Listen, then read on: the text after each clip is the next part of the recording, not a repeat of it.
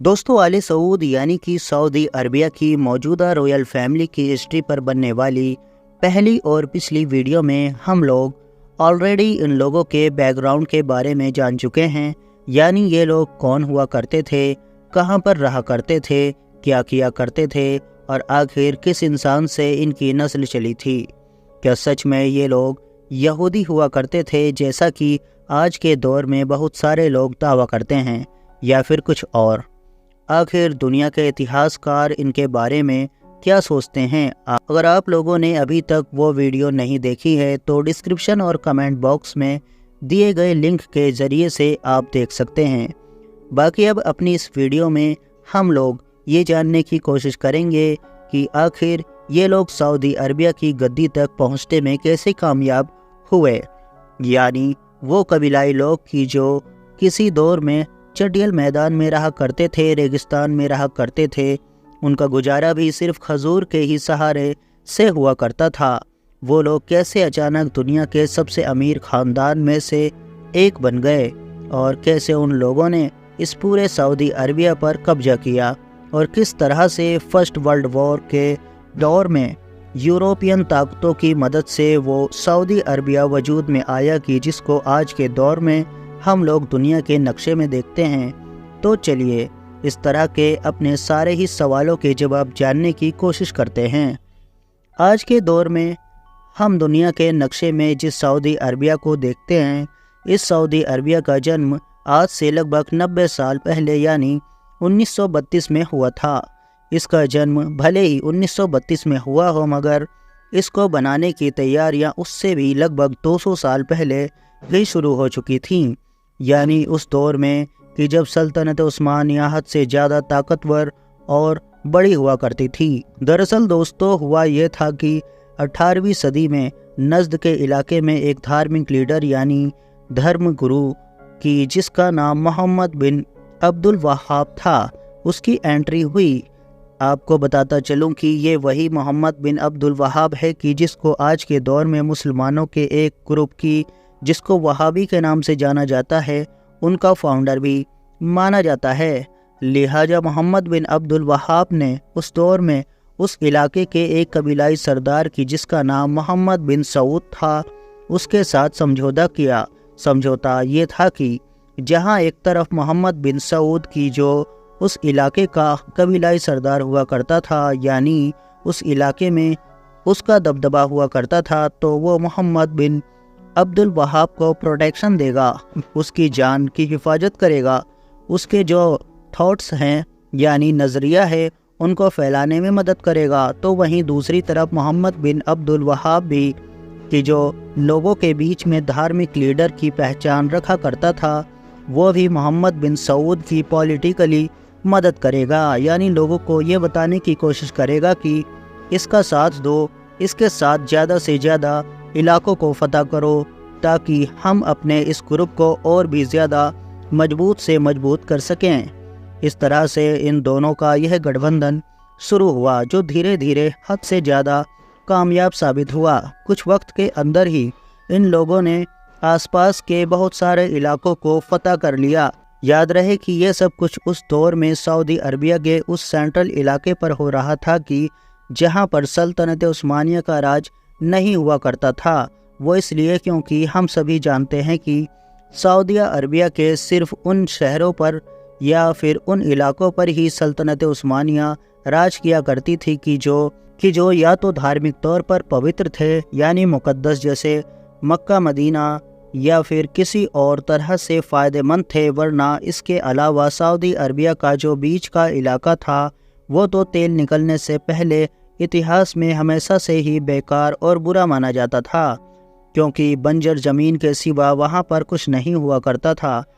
अब भला हद से ज़्यादा दूर बैठा सल्तनत उस्मानिया का कोई सुल्तान एक ऐसी ज़मीन के लिए अपनी एनर्जी, अपना टाइम और अपना पैसा क्यों खर्च करता कि जिसके बारे में उसको पता है कि वो उसको कुछ भी नहीं देने वाली है, क्योंकि उसकी जगह पर वो दुनिया के किसी दूसरे इलाके को फतह कर सकता है। साथ ही साथ दोस्तों, आपकी नॉलेज के लिए बताता चलूँ कि रियाद के इलाके से उस दौर में अपनी सल्तनत को शुरू करने वाला यही वो मोहम्मद बिन सऊद था कि جس کی اولادیں آج کے دور میں آل سعود کہلاتی ہیں اور سعودی عربیہ کے اس علاقے پر حکومت کرتی ہیں۔ فی الحال دوستو، جیسا کہ میں نے آپ کو پہلے ہی بتایا کہ شروع میں تو سلطنت عثمانیہ نے ان کے اوپر کوئی دھیان نہیں دیا، کیونکہ یہ ایسے علاقے میں تھے کہ جہاں پر سلطنت عثمانیہ کا راج ہوا ہی نہیں کرتا تھا۔ مگر بعد میں جب دھیرے دھیرے یہ طاقتور بننا شروع ہوئے اور آگے جا کر انہوں نے کربلا اور مکہ جیسے طاقتور بڑے شہروں کو بھی قبضہ کرنے کی کوشش کی، تو پھر سلطنت عثمانیہ نے فوراً ان کے اوپر ایکشن لینے کا فیصلہ کیا اور اس کام کی ذمہ داری سونپی گئی سلطنت عثمانیہ کی طرف سے محمد علی پاشا کو۔ محمد علی پاشا دراصل ایجپٹ کے گورنر ہوا کرتے تھے اور اس دور میں ایجپٹ یعنی مصر بھی سلطنت عثمانیہ کے انڈر میں ہی آیا کرتا تھا۔ محمد علی پاشا نے اپنے بیٹے ابراہیم پاشا کو عربوں سے نپٹنے کے لیے بھیجا۔ محمد علی پاشا کے بیٹے یعنی ابراہیم پاشا نے کچھ وقت کے اندر ہی یعنی 1818 تک اس پورے علاقے سے عربوں کو باہر کھدیڑ دیا۔ عربوں کی جب ہار ہو گئی تو اس دور میں آل سعود کا یہ جو خاندان تھا، اس کا جو راجہ ہوا کرتا تھا یعنی سردار کی جس کا نام عبدل ابن سعود تھا، اس کو گرفتار کر کے استنبول بھیجا گیا یعنی کہ سلطنت عثمانیہ کی راجدھانی میں۔ اس کے علاوہ جو اس دور کا وہابی ہوا کرتا تھا، اس کو بھی عبداللہ ابن سعود کے ساتھ قسطنطنیہ یعنی کہ استنبول بھیجا گیا اور وہاں لے جا کر آیا صوفیہ کے سامنے بغاوت کے جرم میں عبداللہ ابن سعود کا سر قلم کر دیا گیا۔ اور اس طرح سے 18ویں صدی میں محمد بن سعود نے محمد بن عبد الوہاب کے ساتھ جو ایک بڑی سلطنت بنانے کا خواب دیکھا تھا، وہ پوری طرح سے ختم ہو کر رہ گیا۔ مگر دوستو، عبداللہ ابن سعود کا سر قلم ہو جانے کے باوجود بھی آل سعود کی اس فیملی نے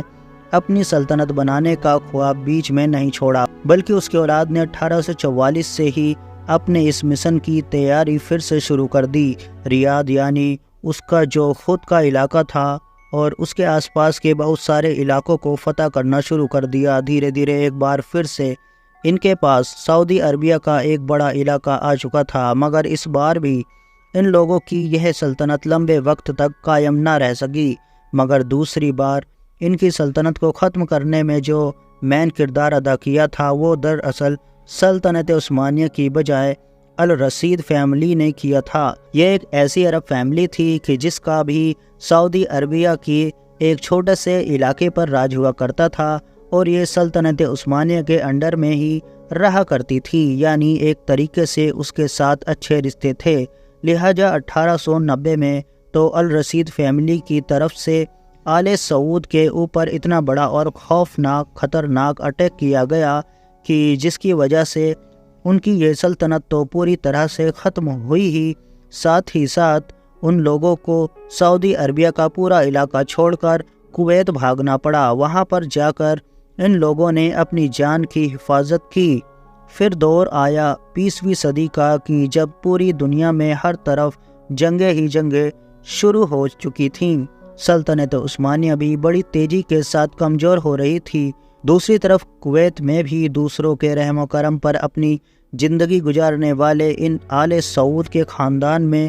عبدالعزیز نام کا ایک طاقتور انسان پیدا ہو چکا تھا، جس نے یہ ٹھان لیا تھا کہ وہ ہر حال میں اپنے باپ دادا کے سارے علاقوں کو دوبارہ حاصل کرے گا۔ لہٰذا 1902 میں اس عبدالعزیز نے اپنے 40 سپاہیوں کے ساتھ سب سے پہلے ریاض نام کے اس علاقے کو فتح کیا کہ جہاں سے اس کے پورے خاندان کو بھگایا گیا تھا، اور بعد میں دھیرے دھیرے جیسے جیسے طاقتور ہوتا گیا آس پاس کے دوسرے علاقوں کو فتح کرتا چلا گیا۔ وقت کے ساتھ ہی 1914 میں فرسٹ ورلڈ وار بھی شروع ہو چکی تھی، جس جنگ میں جہاں ایک طرف سلطنت عثمانیہ تھی تو وہیں دوسری طرف اس کے مقابلے میں برطانیہ اور فرانس جیسے دیش تھے۔ لہٰذا برطانیہ اور فرانس جیسے دیشوں نے سلطنت عثمانیہ کو کمزور کرنے کے لیے سب سے پہلے شریف مکہ سے ہاتھ ملایا۔ آپ کو بتا دوں کہ دراصل شریف مکہ ایک ایسی پوسٹ ہوا کرتی تھی کہ جس پر سلطنت عثمانیہ کی طرف سے ہی ایک معزز یعنی عزت دار اور بڑے رتبے والے انسان کو بیٹھایا جاتا تھا، اور اس دور میں سلطنت عثمانیہ کی طرف سے شریف مکہ کی پوسٹ پر جس انسان کو بیٹھایا گیا تھا اس کا نام حسین بن علی ہوا کرتا تھا۔ حسین بن علی کو برٹین اور فرانس جیسے دیشوں کی طرف سے یہ لالچ دیا گیا تھا کہ اگر تم ہماری مدد کرو گے، یعنی سلطنت عثمانیہ کے خلاف بغاوت کرو گے، اس کو توڑنے میں، اس کو کمزور کرنے میں اور اس کو ختم کرنے میں ہماری مدد کرو گے، تو جیتنے کے بعد، یعنی جب ہم جنگ جیت جائیں گے تو تم کو ایک آزاد عرب ریاست کا راجہ بنائیں گے، ایک ایسی الگ آزاد عرب ریاست کی جس میں صرف آج کے دور کا سعودی عربیہ ہی نہیں بلکہ عراق، سیریا، فلسطین، یمن اور اس جیسے سارے دیش ہوتے، یعنی کہ پوری کی پوری ہی عرب دنیا کے راجہ بنانے کا لالچ۔ لہٰذا اس لالچ میں آ کر شریف مکہ نے اپنی اولاد کے ساتھ حجاز کے پورے علاقے میں، یعنی مکہ، مدینہ اور اس جیسے سارے شہروں میں سلطنت عثمانیہ کے خلاف بغاوت کر دی، اور اس بغاوت کا انجام کیا ہوا تھا ہم سبھی بڑی اچھی طرح سے جانتے ہیں، کیونکہ ہم سبھی جانتے ہیں کہ عربوں کی بغاوت نے سلطنت عثمانیہ کو جو نقصان پہنچایا تھا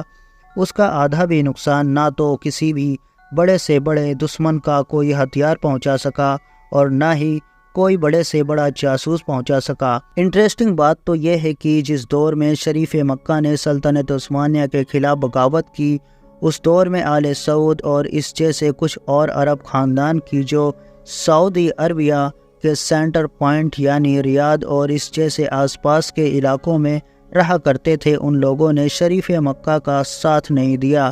بلکہ وہ تو الٹا یہ دکھانے کی کوشش کر رہے تھے کہ ہم شریف مکہ کے خلاف ہیں اور سلطنت عثمانیہ کے فیور میں ہیں، اور اس کی سب سے بڑی وجہ یہ تھی کہ کیونکہ وہ تو خود شریف مکہ سے چڑھا کرتے تھے۔ آل سعود تو خود چاہتے تھے کہ وہ شریف مکہ کو حجاز یعنی مکہ مدینہ کے علاقے سے باہر پھینک دیں اور خود اس علاقے پر قابض ہو جائیں۔ فی الحال سلطنت عثمانیہ کی ہار کے ساتھ جب فرسٹ ورلڈ وار ختم ہوئی تو برٹین اور فرانس جیسے دیش کی جنہوں نے پہلے شریف مکہ کو پورے عرب کا راجہ بنانے کا وعدہ کیا تھا، انہوں نے اپنا وعدہ پوری طرح سے توڑ دیا، بلکہ سلطنت عثمانیہ کے جو ٹکڑے ہوئے تھے ان کو آپس میں انہوں نے خود ہی بانٹ لیا۔ حالانکہ شریف مکہ کو بھی راجہ بنایا گیا، مگر صرف اور صرف حجاز کے علاقے کا، یعنی سعودی عربیہ کے صرف اس پارٹ کا کہ جس میں مکہ اور مدینہ جیسے شہر آتے ہیں۔ شریف مکہ کو چھوٹے سے علاقے کا راجہ بنائے جانے کے ساتھ ساتھ برٹین اور فرانس جیسے بڑے طاقتور دیشوں نے شریف مکہ کے اوپر ایک احسان اور کیا کہ آخری وقت میں شریف مکہ سے اپنا سپورٹ چھین کر خود اس کا جو پڑوسی دشمن تھا یعنی آل سعود خاندان، اس کو سپورٹ دے دیا۔ اب ظاہر ہے آل سعود خاندان کا جو سردار تھا یعنی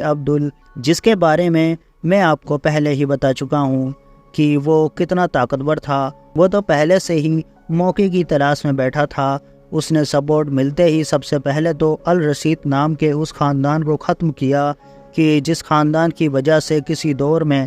اس کے خاندان کو عرب کا علاقہ چھوڑ کر کویت میں جانا پڑا تھا، اور اس کے بعد پھر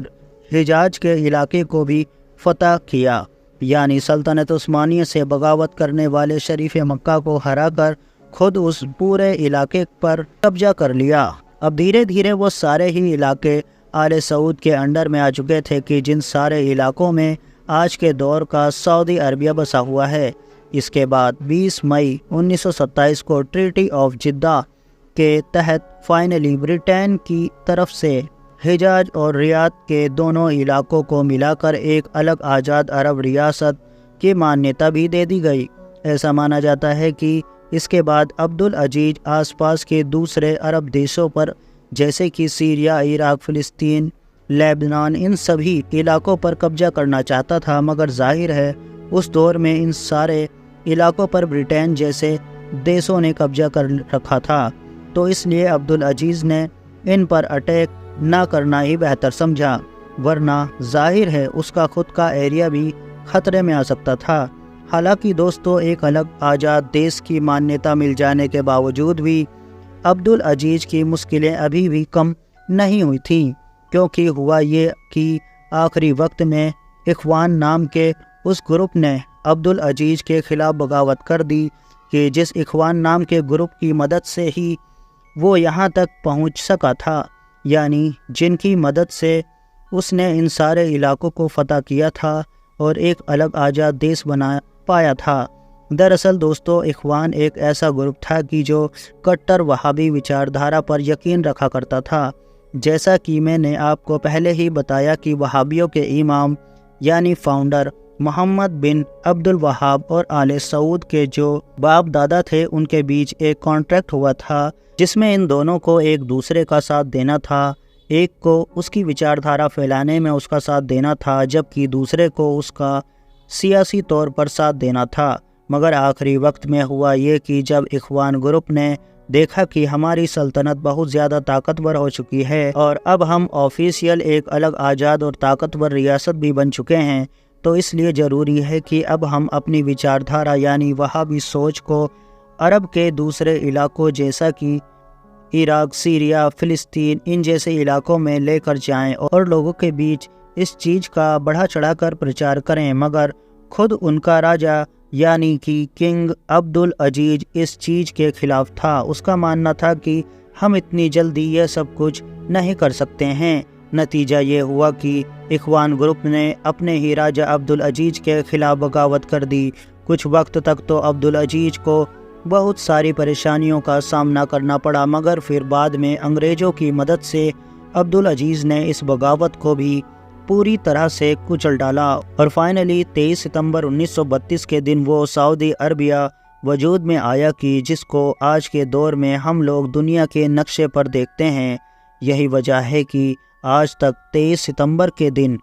को सऊदी अरबिया में बड़े ही जश्न के साथ मनाया जाता है। उसके बाद से लगातार आज तक अब्दुल अजीज की ही औलादें यानी आले सऊद के लोग ही सऊदी अरबिया पर राज कर रहे हैं। फ़िलहाल दोस्तों, आज की अपनी वीडियो को हम यहीं पर ख़त्म करते हैं। वीडियो पसंद आने पर ना सिर्फ वीडियो को लाइक करें बल्कि अपने फ्रेंड्स के साथ भी ज़रूर शेयर करें और इसी तरह की नॉलेजेबल और हिस्टोरिकल वीडियोस देखने के लिए हमारे इस चैनल को भी